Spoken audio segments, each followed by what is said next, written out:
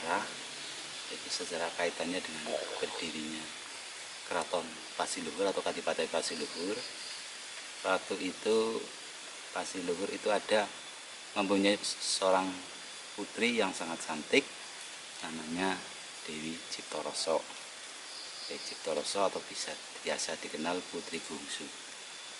Dan Dewi Ciptaroso itu akan dilamar oleh seorang raja di kerajaan Nusa Tembini atau Nusa Kambangan dengan nama Prabu Bulebahas.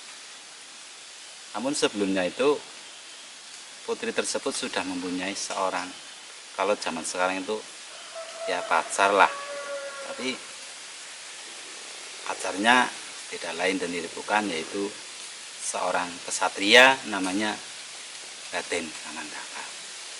Maka dengan kecerdikan beliau, dia memberikan arahan kepada putri bungsu tersebut agar bisa menerima lamaran dari Prabu Bulebahas tersebut, namun dengan beberapa syarat, yaitu yang pertama minta 25 putri domas, dan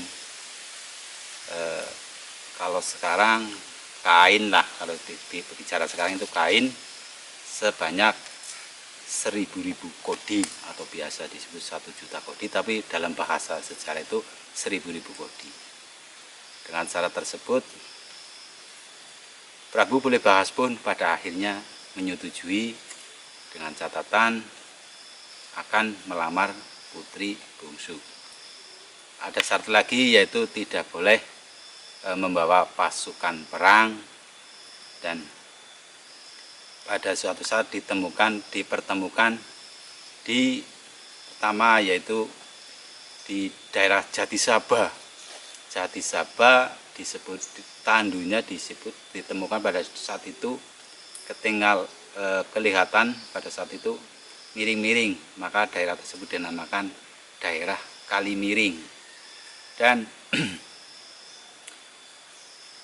kembali lagi ke sebelah selatan, sebelah timur, yaitu ditemukan dengan Raden Kamandaka, maka tempat tersebut dijadikan nama yaitu Gerboe.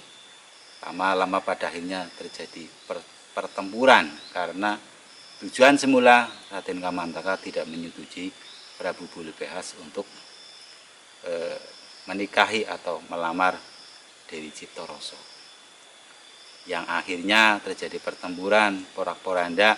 Di sini sudah disiapkan berbagai pasukan lengkap, namun dari pasukan Prabu Bulebahas tidak ada, pengawalnya pun cuma seberapa.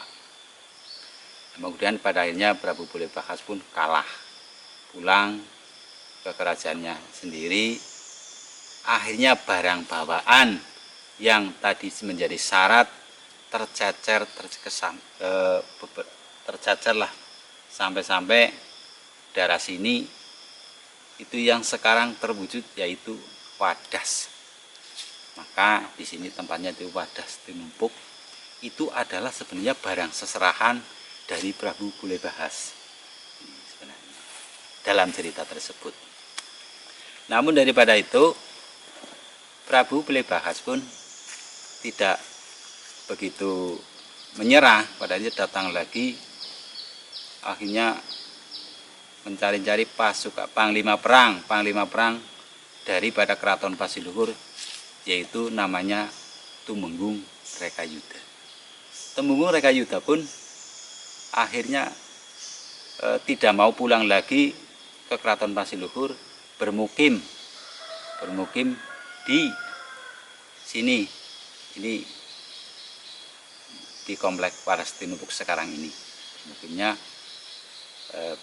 Tumenggung Rekayuda. Dalam hal tersebut, daripada atau panglima perang pasukan dari Nusa Tembini pun datang lagi mencari-cari yang namanya Tumenggung Rekayuda atau Tumenggung panglima perang Keraton Pasiluhur tersebut. Namun tidak ditemukan karena sudah berganti nama, yang mencari-cari namanya Tumbung Rekayuda tidak ada. Namanya di sini sudah menjadi nama Suleman. Ini adalah makam daripada Tumbung Rekayuda atau Mbah Suleman. Semua itu ini akan dibangun oleh masyarakat bersama pemerintah untuk semata-mata pertama yaitu ingin melestarikan budaya Banyumas, dan yang selanjutnya tujuan ingin mensejahterakan warga masyarakat Taman Sari pada umumnya. Sekian, Assalamualaikum warahmatullahi wabarakatuh. Jangan lupa tonton di channel IPTV. Kami sangat terbuka pada investor yang walaupun di dalam daerah maupun di luar daerah untuk kemajuan wilayah wisata Wadas Tinempung. Siap.